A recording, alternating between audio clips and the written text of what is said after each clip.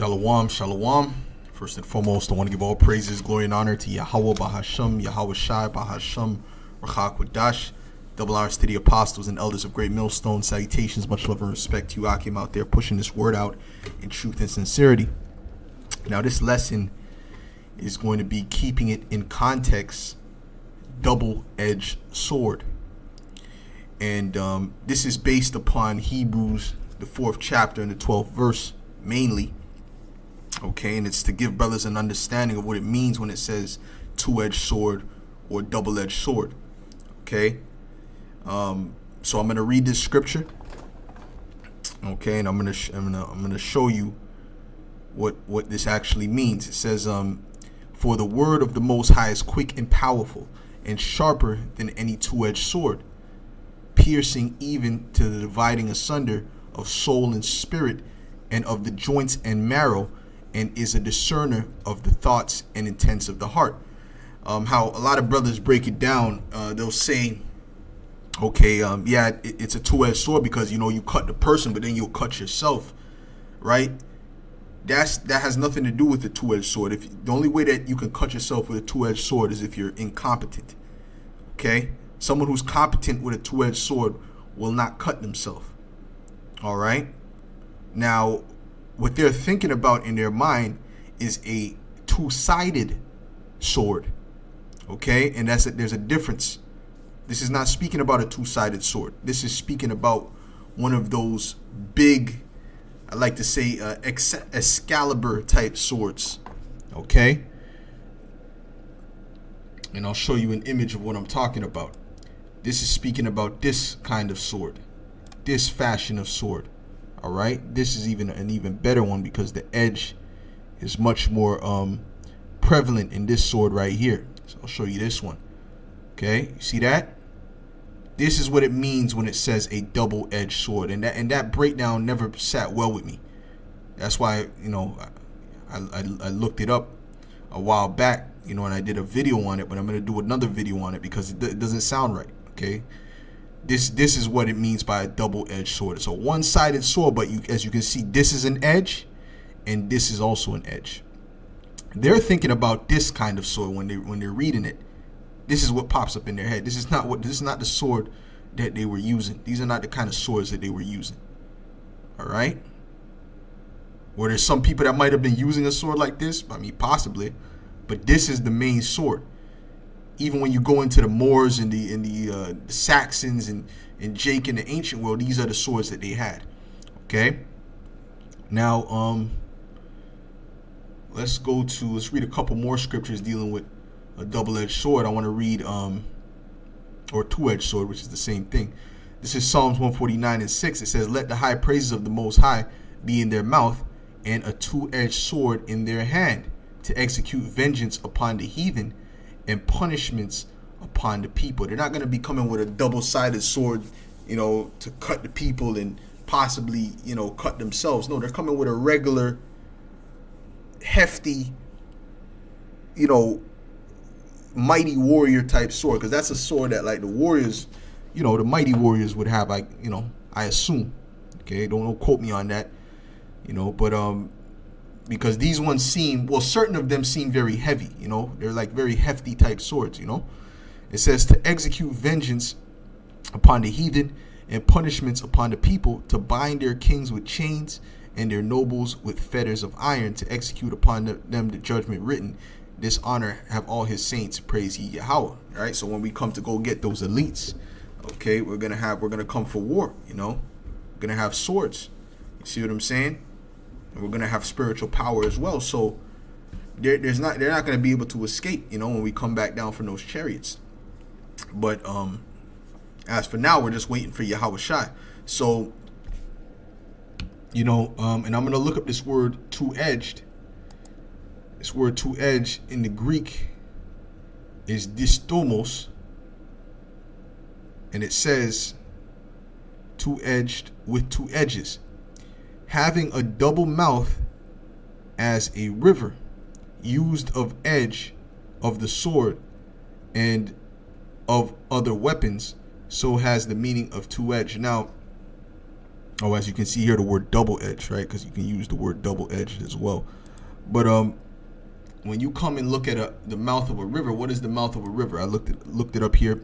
What is the mouth of a river? A river mouth is where a river flows into a larger body of water, such as another river, a lake, reservoir, a bay, gulf, a sea, or an ocean. Okay, so in other words, the river mouth is just a place where the river meets the ocean or any other body of water.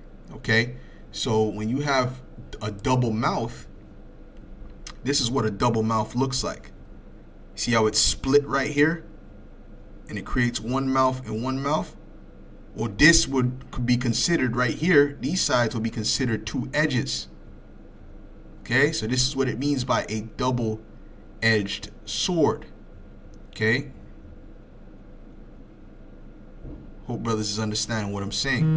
All right, it's not that deep of a lesson. It's just because it just doesn't sound right, and that's why the scripture says in 2 Timothy 2 in verse 15, it says, "Study to shew thyself approved unto the Most High, a workman that needeth not to be ashamed." Right? Because when you teach falsely, that's a shame, especially if you get found out. Rightly dividing the word of truth. Okay? So we have to rightly divide this word. Okay? And when things come to our attention, we just got to adjust. Something comes to my attention, that's not correct. Okay, I have to adjust. Point blank, period. All right? So, because like I said, that breakdown never sat right with me. It just didn't flow right off the tongue. Okay? So like I said, a double-edged sword. This is a double-edged sword. All right? And there was the other image I had up there showed, where the edges were. I don't know where that image went, but it was just up there before I put this image up. But either way, it showed that. Let me see if I could find it. Okay, right here. Perfect. It showed that this right here this is where the edge would be. This right here would be where the edge is. This is considered the edge, right? This one is not as profound as other ones, right? But then this side would be another edge. This is considered a double-edged sword. But I'm going to show you one that's even more profound. See, this is more profound too. See, this is clearly more of an edge.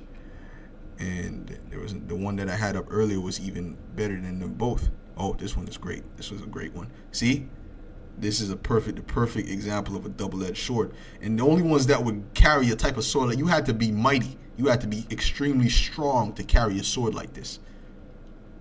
This is a sword that who knows how much this weighs, man. Who knows, man? Okay?